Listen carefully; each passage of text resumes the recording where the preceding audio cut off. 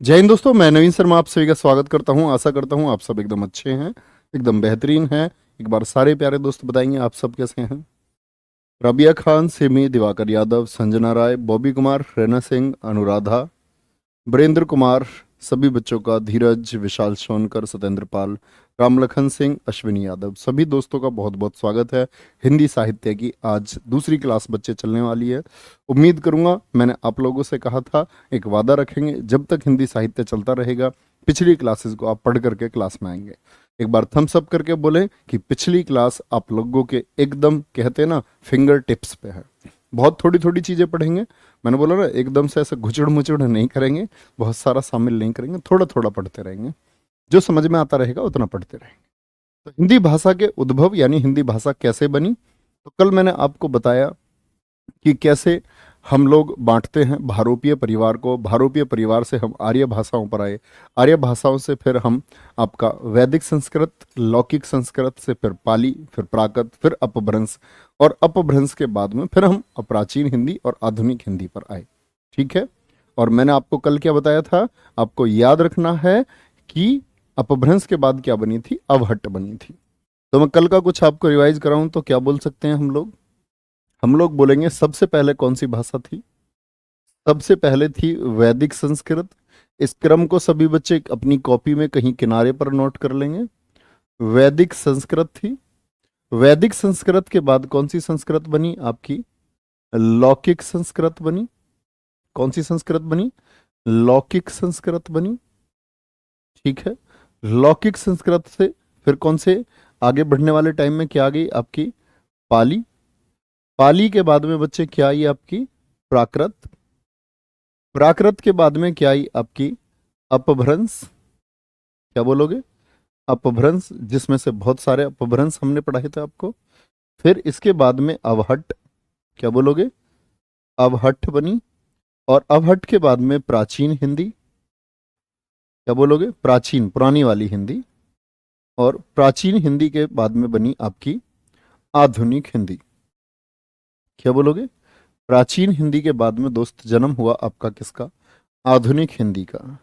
ये ट्री आप अपनी कॉपी पर कहीं किनारे पर बनाए रखेंगे। तो बहुत बार एग्जाम्स में पूछा जाता है हिंदी के विकास का क्रम है, इसको बस बदल देता है। कहीं प्राकृत को पाली से पहले लिख देता है, कहीं अपभ्रंश को प्राकृत से पहले लिख देता है। लेकिन आप लोगों को पता होना चाहिए अपभ्रंश, अपभ्रंश क्या है, प्राकृत के बाद में। ठीक है। थोड़ा धीमा बोल पाऊंगा मैं आज क्लास में, तो आप लोग प्लीज एडजस्ट करना, है ना। जितनी आवाज पहुंचे, मतलब कोशिश करूंगा ठीक आवाज पहुंचे। यहां तक कोई दिक्कत। तो हिंदी भाषा के उद्भव और विकास की बात चल रहे हैं। आज आ जाते हैं बच्चे हम कहाँ। मैंने कल आपको एक बात बताई थी, जैसे कि हमने अपभ्रंश पढ़े, तो बता दोगे कोई भी भाषा किस अपभ्रंश से बनी है। मैं जरा आपसे पूछ लेता हूं, मुझे आंसर करिए, राजस्थानी किस अपभ्रंश से बनी है। तो आपके दिमाग में सभी बच्चों को आंसर हिट करना चाहिए कि भैया जी सौरसेनी अपभ्रंश से बनी है। ये डायरेक्टली क्वेश्चन बच्चे पूछे जाते हैं। ठीक है। चलो भाई, तो शुरू करेंगे दोस्त इसको, आगे बढ़ेंगे। आगे बढ़ने पे हमें क्या करना है, हम लोगों को करना है, जैसे कि मैंने आपको बताया, कौन सी बोली बताई मैंने आपको, बोली पश्चिमी हिंदी। पश्चिमी हिंदी। अब मैं आपको आज 18 बोलियां बताने वाला हूं। 18 बोलियां जो कि बहुत सारे विद्वानों ने कितनी बताई हैं, 22 बोलियां बताई हैं। 22 बोलियां बताई हैं। लेकिन अब परीक्षाओं में क्या ट्रेंड बदला, जैसे कि ये परीक्षाओं का ट्रेंड बदला पीजीटी परीक्षा से, वहां क्वेश्चन पूछा गया कितनी बोलियां हैं, 18। फिर ये क्वेश्चन पूछा जाता है आपका टेट परीक्षा में, बोले 18। फिर पूछा जाता है यूपीएसआई मृतक आश्रित में कितना, वहां से 18 गायब करके उन्होंने ऑप्शन में दिया 17, तो 17 चुनना पड़ गया। बहुत बार 18 की जगह 17 दे देता, 18 को विकल्प में ही नहीं देता। ठीक है। कई बार कई परीक्षाओं में पूछा गया, जैसे पीजीटी परीक्षा में पहले पूछा गया 18 से पहले, तो 18 की जगह तब 22 था। तो हमको कितना याद करना है, 18। क्या बोलोगे, हिंदी भाषा में कुल बोलियां, हिंदी भाषा में कुल बोलियां हिंदी भाषा में कुल बोलियां, क्योंकि हिंदी एक ऐसा नहीं है आप लोग बोलोगे जी ऐसा कैसे बदल गया। इनके लिए बच्चे सभाएं होती रहती है, नागरिक प्रचार सेवा समिति, बहुत सारे विद्वान और विशेषज्ञों की सभा होती रहती है और इनके कथन बदलते रहते हैं।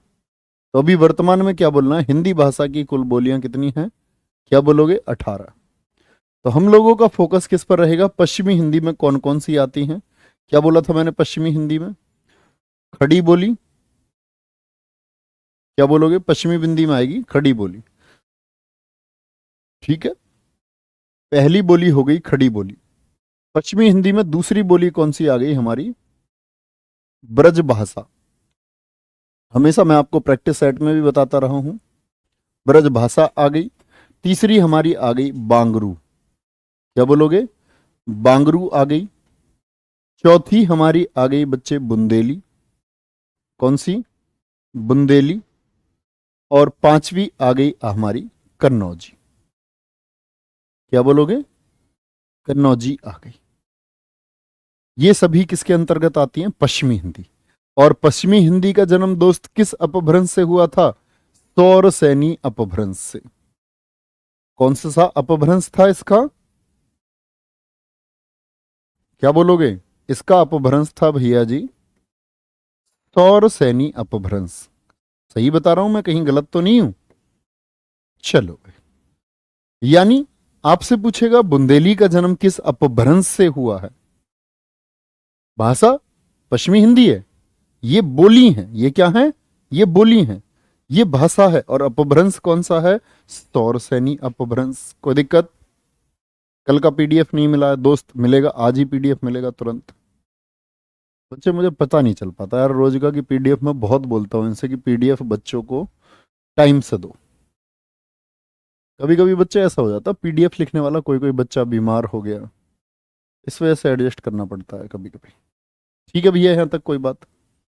खड़ी बोली, अब इनके नाम आ जाते हैं। जैसे अभी यूपीएससी में पूछा गया कि कौरवी नाम से किसको जाना जाता है, तो इसके अन्य नाम कौन कौन से हैं, अन्य नाम कौन कौन से हैं खड़ी बोली के। इसको कौरवी कहा जाता है, कौरवी।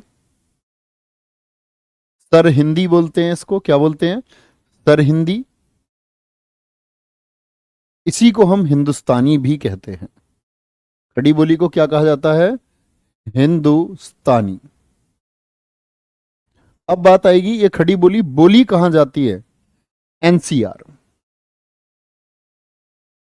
क्षेत्र कौन सा है, एनसीआर में। एनसीआर से क्या मतलब है, दिल्ली के आसपास का क्षेत्र, नेशनल कैपिटल रीजन, राष्ट्रीय राजधानी क्षेत्र। और आप लोगों ने बहुत अच्छे से पढ़ा होगा ज्योग्राफी में एनसीआर में कौन सा एरिया आता है। ठीक है, तो एनसीआर में जैसे उत्तर प्रदेश के आपके जिले हैं, बागपत हो गया, गौतम बुद्ध नगर हो गया, बुलंदशहर हो गया आपका। और इसके भी ऐसा नहीं है कि सिर्फ एनसीआर, और थोड़ा ज्यादा मेरठ तक, इधर बागपत बिजनौर तक, इधर हरियाणा में भी थोड़ा सा प्रभाव है। तो दिल्ली के आसपास का जो क्षेत्र है वो सारा खड़ी बोली का क्षेत्र, एकदम खड़ा बोलते हैं यहां पर।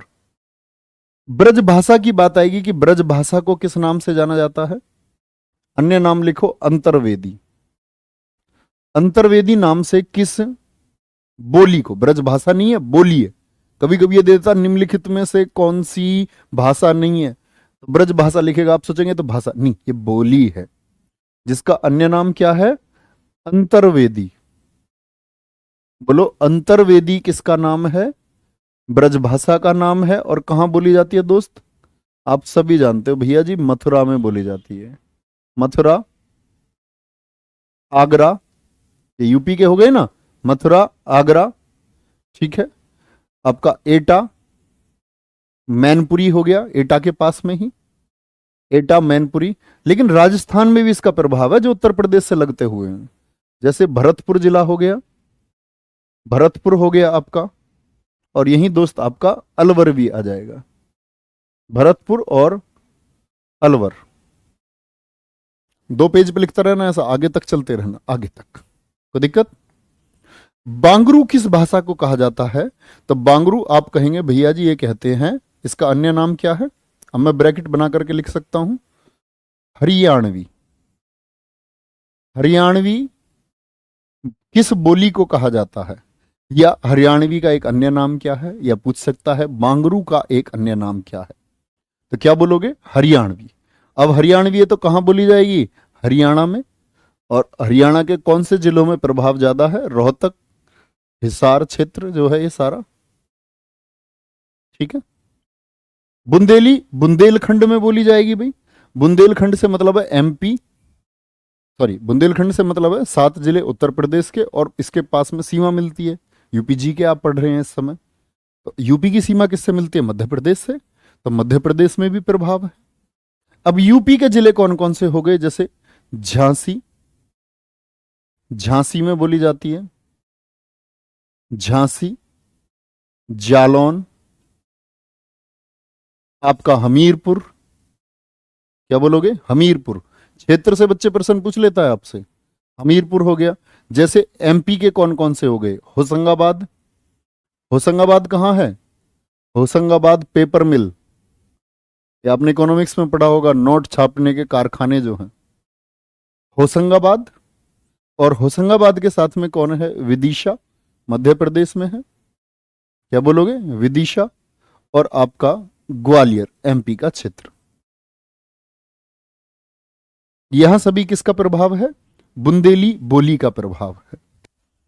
कन्नौजी की बात आती है भैया, कन्नौज क्षेत्र के पास बोली जाएगी, इसमें तो नो डाउट किसी को नहीं होना चाहिए। कन्नौज उत्तर प्रदेश का जो ये क्षेत्र है, कन्नौज, इसको हमने इतिहास में भी पढ़ा था कि कन्नौज का पुराना नाम कान्यकुब्ज हुआ करता था। क्या हुआ करता था, कान्यकुब्ज। कोई दिक्कत, जैसे एक पुनीत शर्मा जी का आंसर है ललितपुर, बिल्कुल ललितपुर क्षेत्र यही आता है बुंदेलखंड में। बहुत गजब। मोनिका तेवतिया जी का आंसर एकदम ठीक है, बहुत बढ़िया, बहुत गजब। कोई दिक्कत बच्चे यहां तक। तो मैंने आपको 18 बोलियों में से बताया कि एक है हमारा पश्चिमी हिंदी, सॉरी, ठीक है भाई, जो कि सौर सैनी अपभ्रंश से जन्मी है, और उसके अंतर्गत कितनी बोलियां आती हैं, 5। पश्चिमी हिंदी से आगे बढ़ेंगे बच्चा, पश्चिमी हिंदी से आगे बढ़ेंगे, और पश्चिमी हिंदी से आगे बढ़ने पर आती है हमारी पूर्वी हिंदी। अब बताओ पूर्वी हिंदी का जन्म किस अपभ्रंश से हुआ है, और ये एक एक मेरे दोस्त का आंसर होना चाहिए, एक एक मेरे दोस्त का आंसर होना चाहिए। आप कहेंगे पूर्वी हिंदी से अवधी, बघेली और छत्तीसगढ़ी का जन्म हुआ है, लेकिन अपभ्रंश आप बताओगे, बोलो भैया फटाफट से। तो ये एक भाषा हुई, कौन कौन सी बनी है इससे, अवधी, कौन सी भाषा, अवधी, बघेली और तीसरी कौन सी है हमारी, छत्तीसगढ़ी। आज भारत भ्रमण पर हो आप, ये लोग समझ लो, आज आप भारत भ्रमण पर हैं, आप समझ पा रहे कौन से क्षेत्र में क्या बोला जाता है, लगभग एक अंदाजा आपको हो जाएगा। अवधि की बात आती है दोस्तों, अवधि कहां बोली जाएगी आपकी, अवधि कहां बोली जाती है, अवधि। बहुत बढ़िया भाई, बहुत गजब, सभी का लोगों का आंसर आता हुआ पूर्वी हिंदी अर्धमागधी अपभ्रंश से जन्मी, गजब, शानदार भाई शानदार। अवधि कहां, अवध, अवध किसको बोलते हैं, अयोध्या, फैजाबाद जिसको कहते थे, अयोध्या, रायबरेली के पास वाला जितना भी क्षेत्र है, अयोध्या और रायबरेली के पास का क्षेत्र है, ठीक है। बघेली की बात आती है, बघेली कहां बोली जाएगी, ये बघेली को हम देखते हैं तो ये जो रीवा क्षेत्र है एमपी का, रीवा, रीवा एमपी, आप लिखते रहना एमपी, ठीक है। और इसका कुछ थोड़ा बहुत हिस्सा उत्तर प्रदेश में भी बोला जाता है। छत्तीसगढ़ी तो भाई छत्तीसगढ़ में ही बोली जाएगी, और वो कौन सा क्षेत्र है जहां से इसकी शुरुआत है, रायपुर क्षेत्र। कहां, रायपुर, रायपुर जानते हैं ना कहां है, छत्तीसगढ़ में।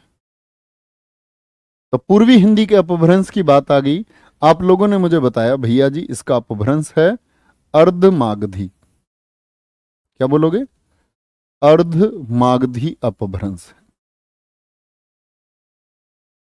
पैनी निगाह रखेंगे दोस्त, एकदम बुद्धि को एक्टिव, एकदम शांत होकर के पढ़ेंगे, बड़ी अच्छी चीजें हैं, ठीक है। यहां तक कोई दिक्कत। तीसरी आती है हमारी राजस्थानी,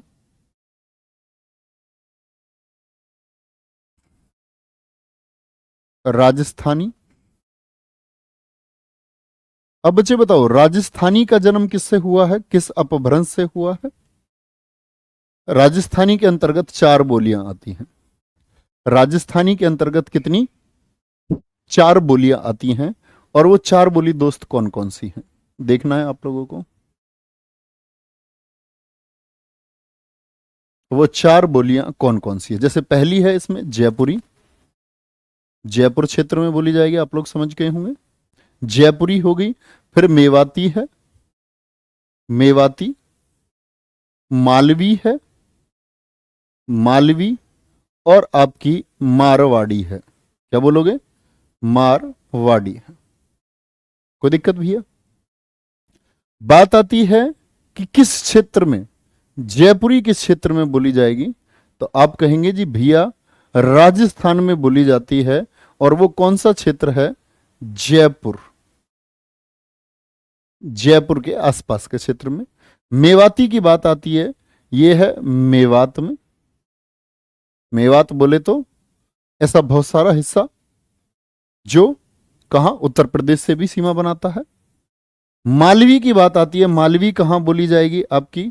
मालवी भैया राजस्थानी से जन्मी है, लेकिन इसका प्रभाव उज्जैन तक है, राजस्थान से लेकर के उज्जैन तक। मालवी कहां बोली जाती है? मुख्य रूप से उज्जैन में, मध्य प्रदेश में क्या बोली जाती है? मालवी बोली जाती है। मारवाड़ी कहां है? जोधपुर और बीकानेर में। ये राजस्थान तक ही इसका प्रभाव है। जोधपुर और बीकानेर कहां पड़ते हैं? राजस्थान में। ये छोटी छोटी चीजें तो जानते होंगे ना आप। उज्जैन कहां है? मध्य प्रदेश में है। बहुत बढ़िया। राजस्थानी का अपभ्रंश, फिर से बच्चों का ठीक आंसर आया, सोरसैनी अपभ्रंश। पश्चिमी हिंदी हो या पहाड़ी हो, गुजराती हो, ये कहां से जन्मी है? सोरसैनी अपभ्रंश से जन्मी है। कोई दिक्कत नहीं बच्चे। बोली कितनी हो चुकी हैं हमारी टोटल? बोलो एक बार, बोली हमारी कितनी हो चुकी हैं अब तक? राजस्थानी के बाद में चलते हैं, राजस्थानी के बाद में दोस्त चलते हैं हम लोग कहां? आपका पहाड़ी की तरफ। पहाड़ी ऐसे मत समझ लेना ऊंचे की तरफ चल रहे भैया, पहाड़ी पर नहीं जाएंगे, पढ़ेंगे पहले। पहाड़ी का अपभ्रंश बनाओ दोस्त, कौन सा अपभ्रंश है? इसमें हमारी 3 बोलियां फिर से आती हैं, गढ़वाली, कुमायूनी और पश्चिमी पहाड़ी, जिसको हम कुल्लुई बोलते हैं। कुल्लुई बोलते हैं इसको। तो क्या बोलोगे? इसके अंतर्गत कौन कौन सी बोली है? एक तो आ गई आपकी गढ़वाली, गढ़वाली। एक आ गई आपकी कुमाऊनी, कुमाऊनी। और तीसरी आ गई आपकी पश्चिमी।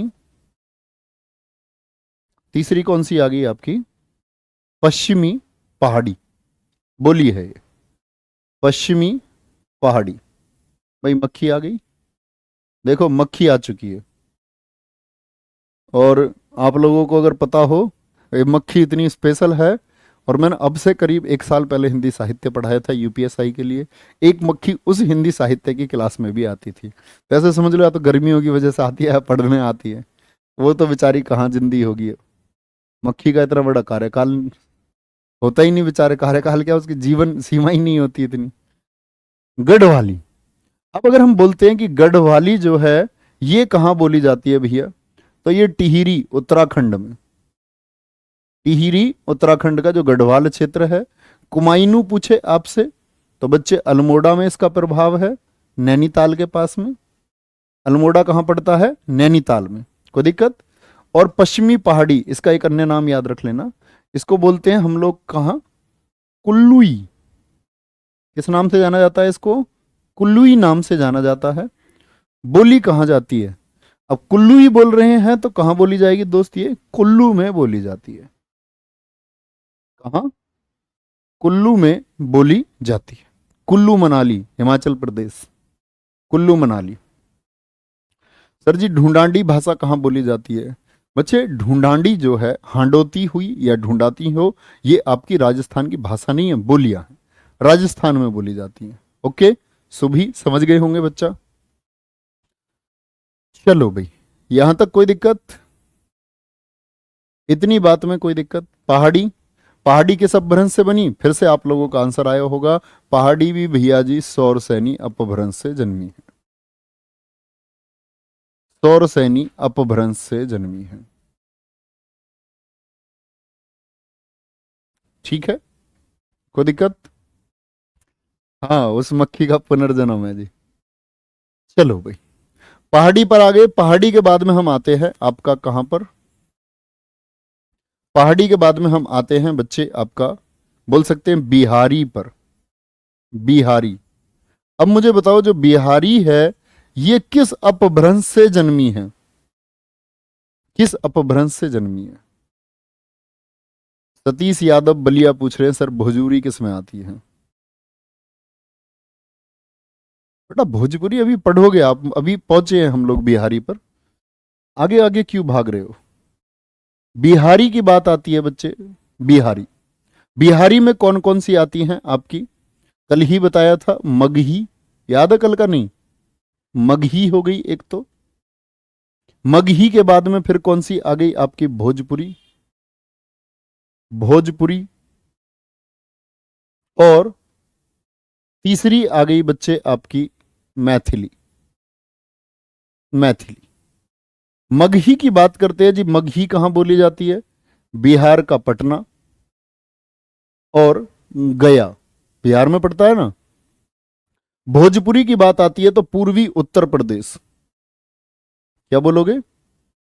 पूर्वी उत्तर प्रदेश। पूर्वी उत्तर प्रदेश के जानते हो कौन कौन से जिले हैं? मिर्जापुर हो गया आपका, सोनभद्र हो गया, बोलो यहाँ, मिर्जापुर हो गया, मिर्जापुर, गोरखपुर हो गया, जौनपुर हो गया। जौनपुर का चार्ज लेने आए हैं। देखिए, तुमने मिर्जापुर नहीं देखी? चलो बे, तो पूर्वी उत्तर प्रदेश में मैथिली की बात आती है तो ये बिहार में। और बिहार के वो जिले कौन से हैं? एक तो जैसे दरभंगा हो गया आपका, क्या बोलोगे? दरभंगा और मुंगेर, ये कहां पड़ते हैं? बिहार में पड़ते हैं। तो मुझे बोली गिन करके बताएं आप लोग, बोली कितनी हो चुकी हैं?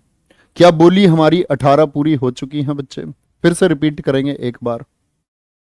बहुत बढ़िया, बलिया आएगा, बिल्कुल आएगा बलिया, क्यों नहीं आएगा? बहुत शानदार। चलो भाई, बिहारी में बच्चे 3 आई, आंख बंद करके बोलते रहो। मगही, मगही आपका, भोजपुरी और मैथिली। क्षेत्र एक बार पढ़ना है, ज्यादा जोर नहीं देना, नहीं याद हो रहा क्षेत्र, क्षेत्र पर बिल्कुल फोकस मत करो।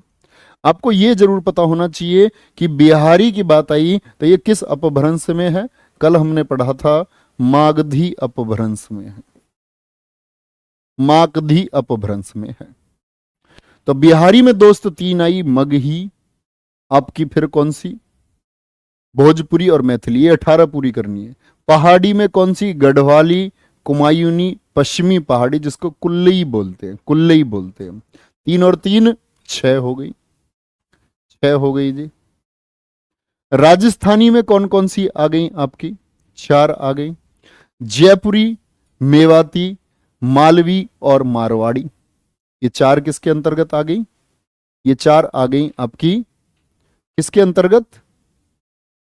बोलियों के अंतर्गत। ठीक है, किसकी अंतर्गत? राजस्थानी।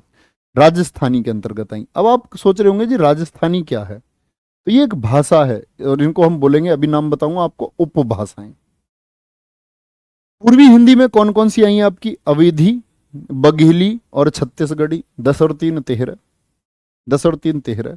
और बच्चे यहां कितनी थी? यहां कितनी थी? 5 थी यहां। पश्चिमी हिंदी में कौन कौन सी? खड़ी बोली, ब्रजभाषा, बांगरू, बुंदेली और कन्नौजी।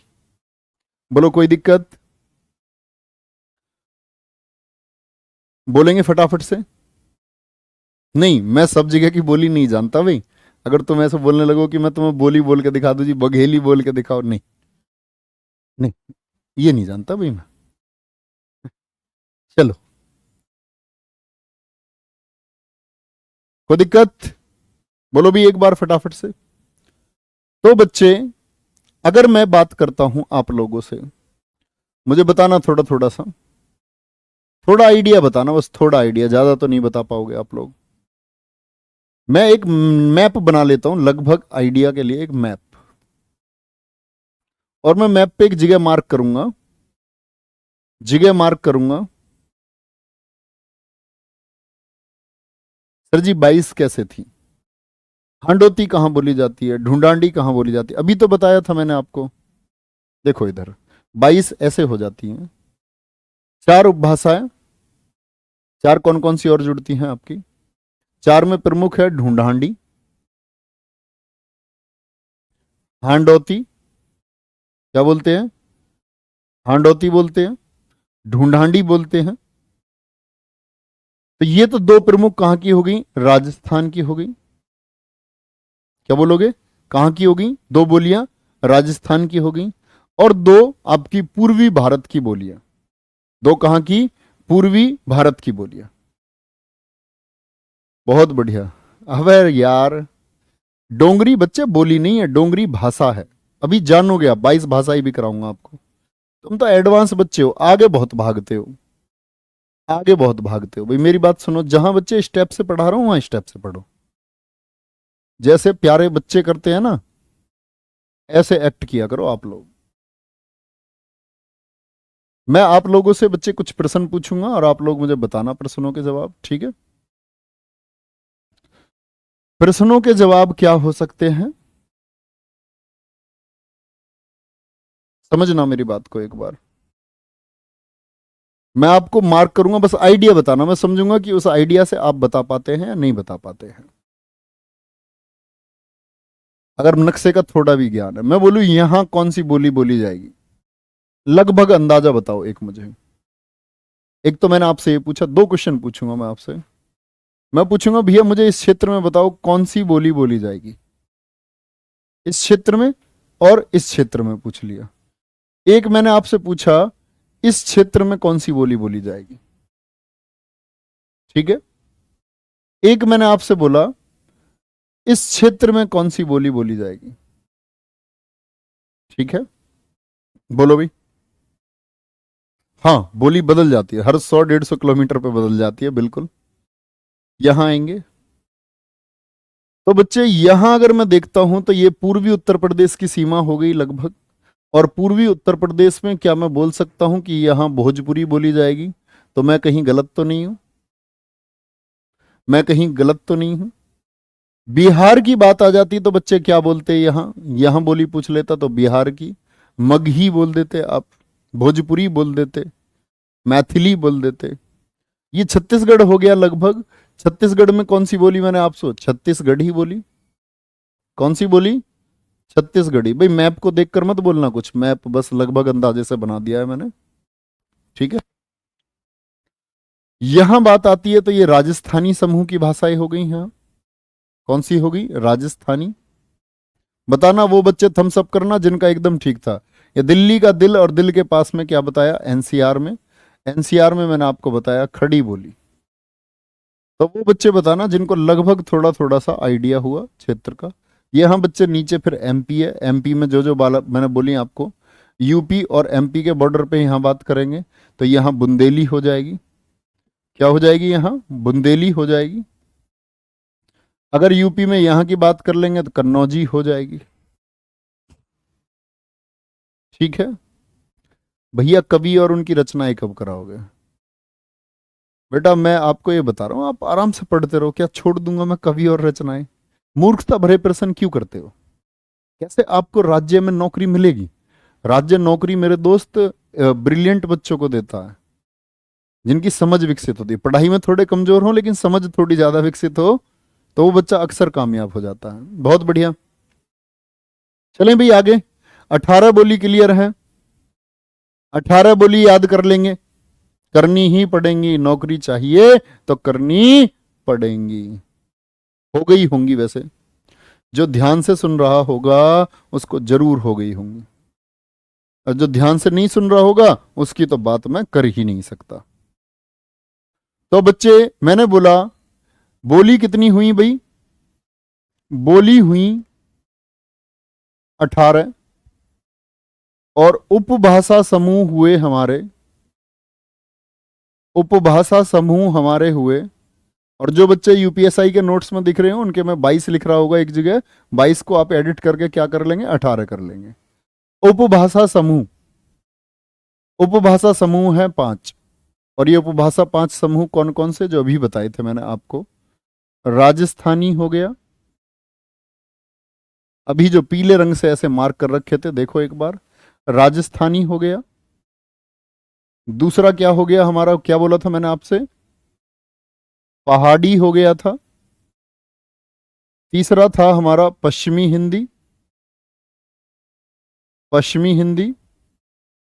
चौथा क्या बोला था मैंने आपसे, मागधी अपभ्रंश से बिहारी, उपभाषा समूह है बिहारी, मतलब वो जिनके अंतर्गत बोलियां आ जाती हैं। तो बिहारी हो गया, और बिहारी के साथ में मैंने आपको राजस्थानी हो गया, पहाड़ी हो गया, पश्चिमी हिंदी हो गया, बिहारी हो गया आपका। और कौन सा बच गया बच्चे हमसे, एक पूर्वी हिंदी, सॉरी एक बच गया हमसे पूर्वी हिंदी। क्या बोलोगे दोस्त, कितने हो गए, 5 हो गए। अरे नहीं, तुम्हें नक्शा बनाने की, तो यही तो बोला था मैंने आपसे। बोलना जरा राजस्थानी में कितनी बोलियां थी। अब अगर ये आपका रिवीजन चल रहा है, ये लिखो मत लिखो आप, मुझे बोलो राजस्थानी में कितनी बोलियां थी। अब बगैर देखे बताना, कसम है तुम्हें कॉपी में देख कर नहीं बताओगे। पहाड़ी में बतानी है कितनी थी, पश्चिमी हिंदी में बताओ, बिहारी में बताओ, और पूर्वी हिंदी में बताओ। जैसे मुझे याद है सिर्फ राजस्थानी का कि इसमें 4 बोली हैं। पहाड़ी में कौन कौन सी, राजस्थानी में 4 कौन कौन सी थी भाई, मारवाड़ी, मेवाती, मालवी और जयपुरी। पहाड़ी में कौन कौन सी थी, गढ़वाली, कुमायूनी और पश्चिमी पहाड़ी। पहाड़ी में 3 बोलियां थी। पश्चिमी हिंदी में 5 थी, खड़ी बोली, ब्रजभाषा, बुंदेली, कन्नौजी और बांगरू। बिहारी में मगही, मैथिली और भोजपुरी, कितनी थी, 3 थी। साथ ही साथ, अब मैं ऐसे गिन लूंगा मुझे क्योंकि याद नहीं है पूर्वी हिंदी के, 4 3 7 5 12 3 15 3 18, यानी पूर्वी हिंदी में 3 अवधी, बघेली और छत्तीसगढ़ी। समझे बात को। ऐसे भी प्रश्न पूछा जा सकता है कि जो राजस्थानी भाषा है उसके अंतर्गत कितनी बोलियां आती हैं। और आज नोट्स बना लो बच्चे, यूपी कांस्टेबल क्या, रेडियो ऑपरेटर क्या, क्या आपकी लेखपाल परीक्षा, क्या आपका बात करें यूपीएसआई जो अभी आएंगी तुरंत, आप में से जो बच्चे ग्रेजुएट है तुरंत यूपीएसआई 800 कुछ पद आएंगे, तो आप दे पाओगे उनको, कहीं कोई आवश्यकता नहीं होगी। ठीक है, बात क्लियर भाई, बात क्लियर, आगे बढ़े, बहुत बढ़िया। 4 3 5 3 3, रमन साक्य 4 3 5 3 3, बिल्कुल ठीक है। मनीष यादव 4 3 5 3 3, बहुत बढ़िया भाई, आपने ठीक आंसर दिया है। कपिल कुमार जी 4 3 5 3 3, तो क्या बचा यार बोलो, अब कुछ बच गया क्या, कुछ भी नहीं बचा जी। आ जाओ, अब चलेंगे हिंदी की उत्पत्ति, हिंदी की उत्पत्ति। कोई दिक्कत बच्चा। और हिंदी की उत्पत्ति की जब बात करेंगे, लिखना, हिंदी शब्द का सबसे पहला प्रयोग, हमारी भाषा है और हमें जानना चाहिए इसके बारे में सबसे ज्यादा। हिंदी शब्द का सबसे पहला प्रयोग, कभी जाने इस बात को। हिंदी अब बोलते हो, दिन रात रोज बोलते हो, कहां शुरुआत हुई थी। हिंदी शब्द का सबसे पहले प्रयोग डॉक्टर भोलानाथ तिवारी ने बताया है, किसमें, निशीथ चूर्णी ग्रंथ में हुआ है। कौन सा ग्रंथ है, निशीथ चूर्णी ग्रंथ में हुआ है। कोई दिक्कत बच्चे, सबसे पहले किस ग्रंथ में, निशीथ चूर्णी ग्रंथ में।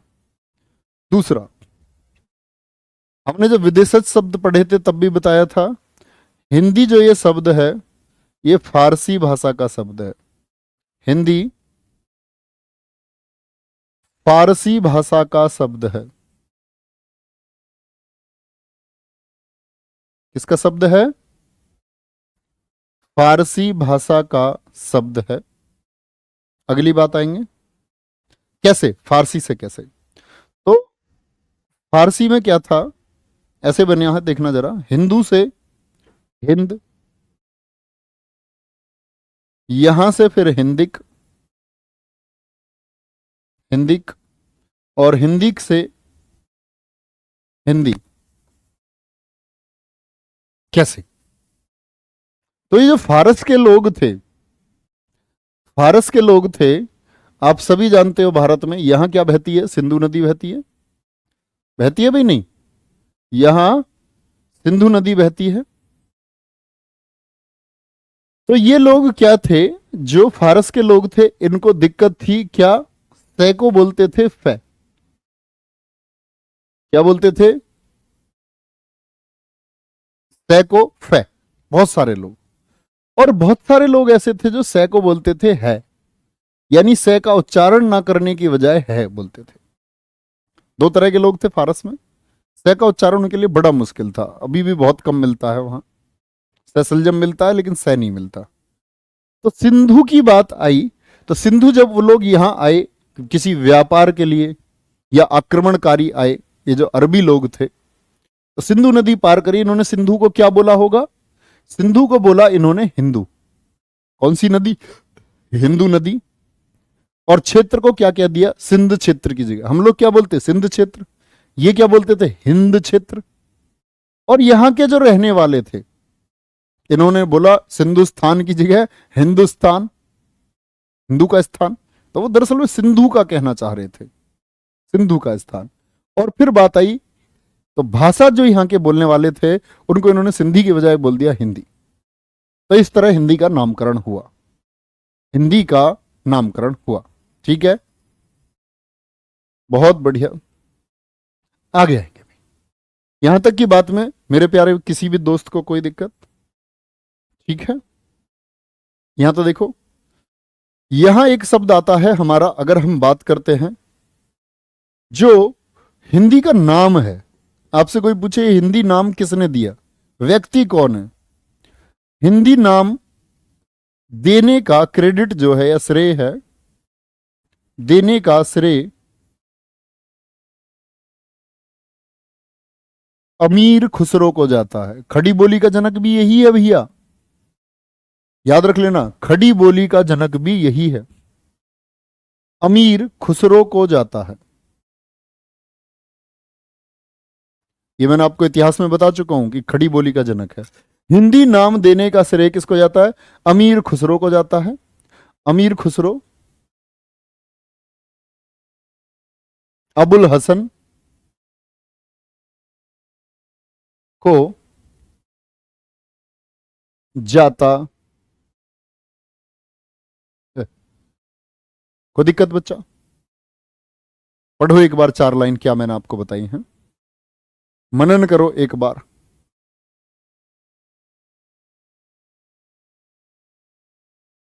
चलो, क्या दिखा रहे हैं ऊपर? कमेंट बताओ, क्या बोल रहे हैं ऊपर बच्चे?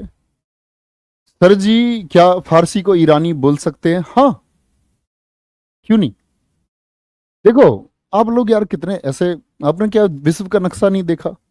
फारस का मतलब ही क्या है, यहां देखो ध्यान से। अगर हम भारत की बात करते हैं दोस्त, तो जो इंडिया का इधर वाला क्षेत्र है, इधर सागर आ जाएगा, सॉरी, इंडिया का ये वाला जो क्षेत्र है, जब आप पढ़ते होंगे ज्योग्राफी को, तो आपने पढ़ा नहीं है कि फारस की खाड़ी, फारस क्षेत्र, ये सारा क्षेत्र कौन सा है? फारन। ईरान छोड़ो, इराक छोड़ो, तो बहुत सी बार हम देखते हैं फारस को कई बार लिखा हुआ है किताबों में ईरानी, कि भाई हिंदी का जन्म ईरानी भाषा से हुआ। एकदम गलत है, ईरानी भाषा से हुआ एकदम गलत है। क्या बोलेंगे? हिंदी फारसी भाषा का शब्द है, फारसी भाषा का। क्यों जी, फारसी क्यों, ईरानी क्यों नहीं? ईरानी एक सीमित है, और फारस क्या है? फारस एक लिपि है। लिपि हमेशा व्यापक होती है, जैसे उर्दू की लिपि है फारसी, तो शब्द हमेशा मिलते हैं लिपि में, ना कि भाषा में। समझे मेरी बात को? तो कभी ईरानी नहीं लिखना, हमेशा फारसी। क्यों? क्योंकि लिपि। जैसे हिंदी का हम बोलेंगे, कहां से हिंदी का मिला हमको, हिंदी भाषा कहां से, तो जननी उसकी देवनागरी लिपि है।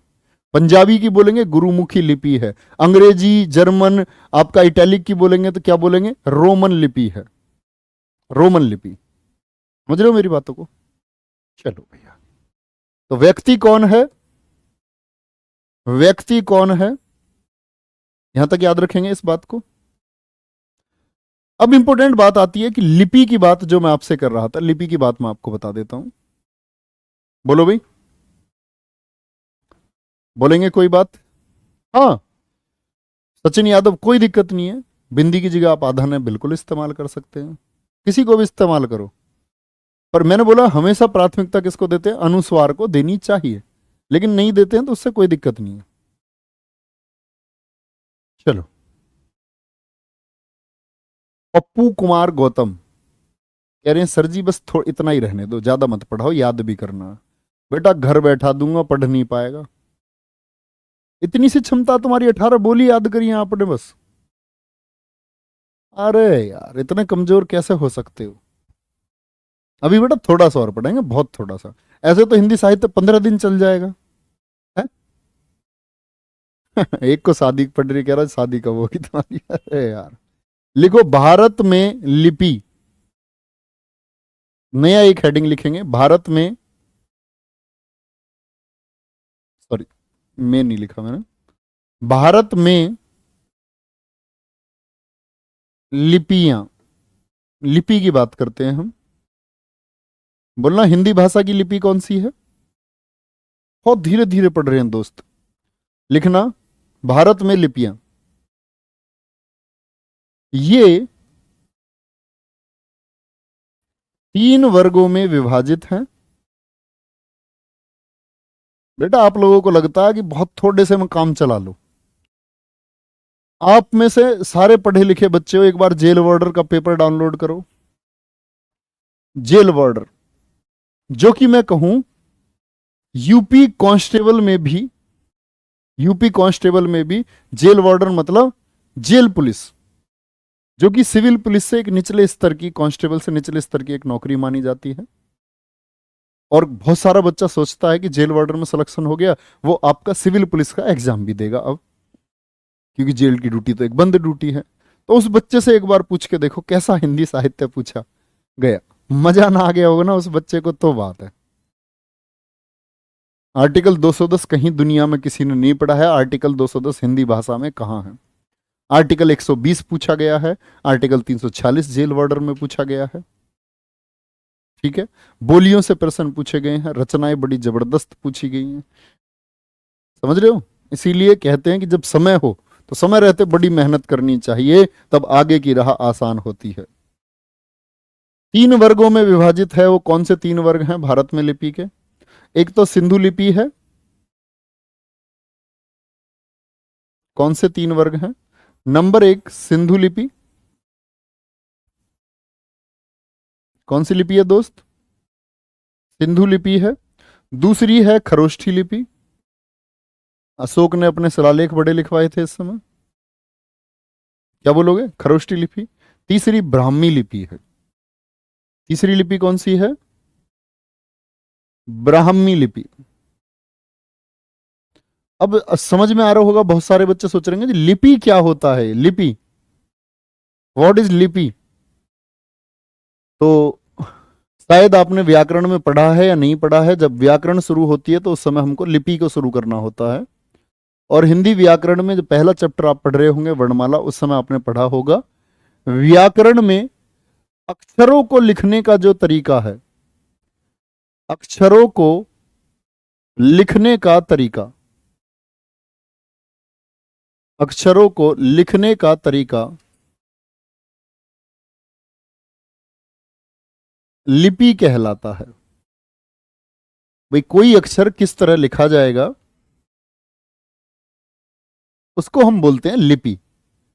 जैसे मैं बोल रहा हूं कै, तो ये मैं बोल रहा हूं, ये मौखिक है, ये क्या है? मौखिक है, ये ध्वनि है। लेकिन लिखित क्या होगा?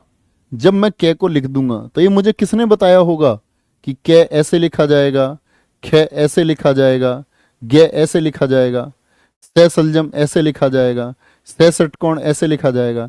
जहां घुंडी है उसके ऊपर डंडा नहीं बनाना है, सिरोरेखा ऐसे खींचनी है, ये खड़ी पाई है। ठीक है। आधा अक्षर कैसे लिखा जाता है, आधा कै, कि जो सिरोरेखा को, इसको खड़ी पाई को पार करे उसकी एक टांग काट दो, आधी, आधा, ऐसे आधा कै। फे आधा कैसे लिखा जाता है, ऐसे लिखा जाता है। जिनमें सिरोरेखा पूरी है उनका आधा सिरोरेखा हटा देते हैं, से ऐसे लिखा जाएगा। ठीक है। ये से आधा कैसे लिखा जाएगा, ऐसे लिखा जाएगा आधा से। गे, तो ये खड़ी पाई हटा दो इसकी, गे। जिनमें खड़ी पाई नहीं होती, जो लोटने के, उनमें हलंत बना दो। तो ये सब किसने बताया? तो ये किसी भी भाषा को लिखना हमेशा कौन सिखाती है? लिपि। जैसे हम जब छोटे थे तो हमने सीखा था कि भैया 4 को ऐसे लिखते हैं, कौन सा नंबर है? रोमन। क्योंकि अंग्रेजी की जो लिपि है, अंग्रेजी की जो लिपि है वो रोमन है। पंजाबी में आप देखते हैं विशेष नाम से कोई टैटू या पंजाबी गाने आप देखते होंगे, तो पंजाबी गाने में क्या लिखा रहता है? पंजाबी गाने में जो है वो पंजाबी जो है वो है गुरुमुखी लिपि। गुरुमुखी लिपि पंजाबी की। उर्दू की बात करते हैं, उर्दू लिखने किसने बताया कौन सी लिपि है? वो फारसी लिपि है।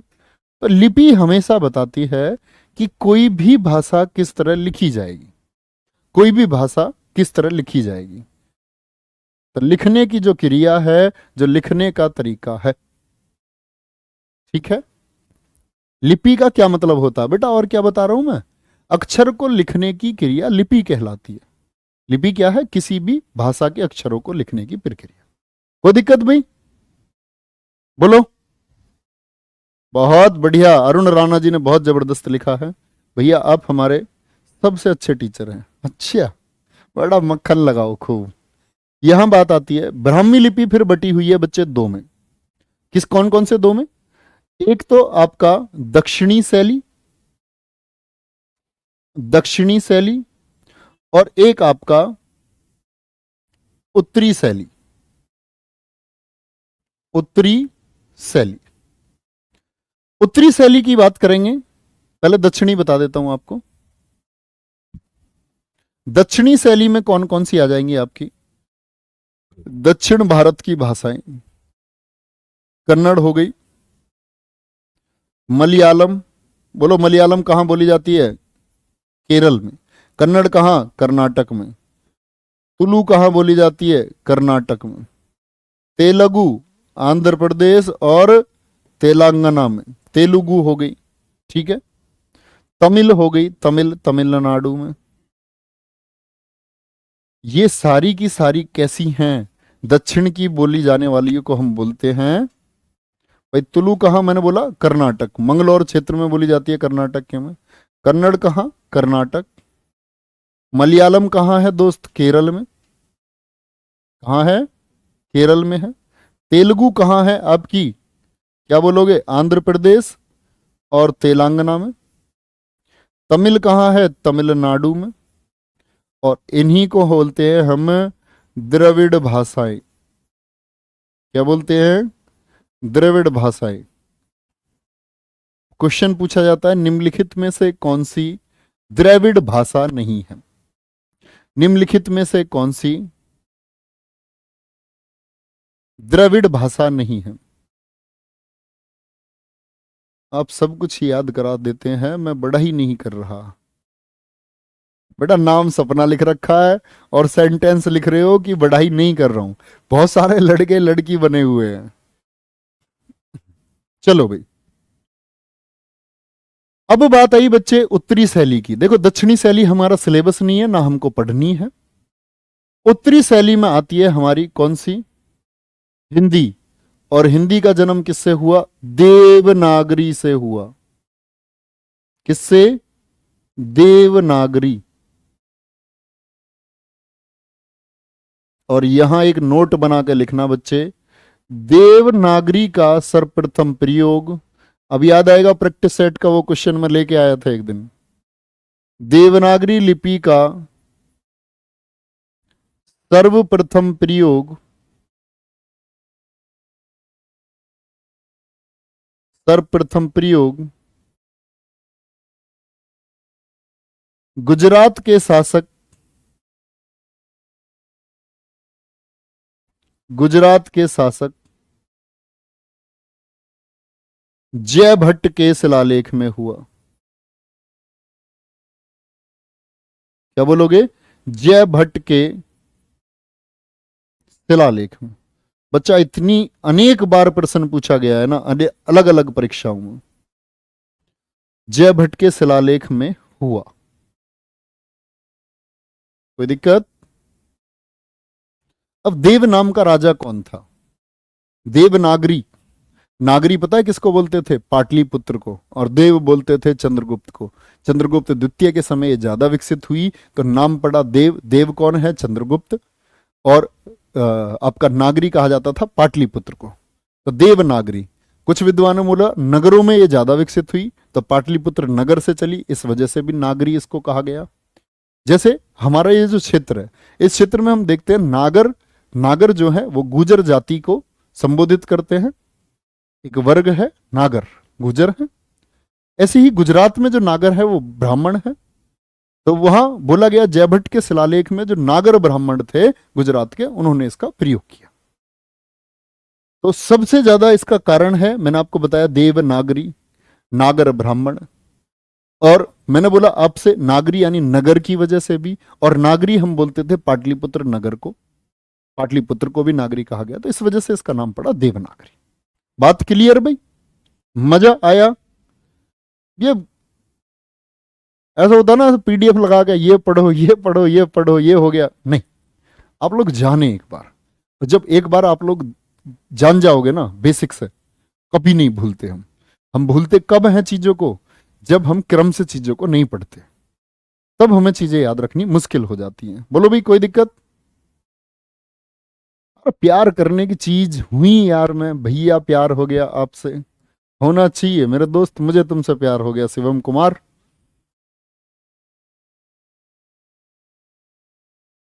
बोलो भाई।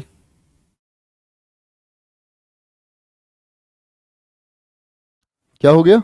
हलंत कहां से ही नहीं, जयभट्ट। अरे थोड़ा पहले खिसका लो यार, है? थोड़ा पहले खिसका लो, कहीं भी लगा लो। है? बेटा भाभी मुझे अभी पीटेगी, मुझे पिटवाना चाह रहे हो तुम? क्या है कि मैं पढ़वाऊंगी तुझ पे हिंदी, आ जा।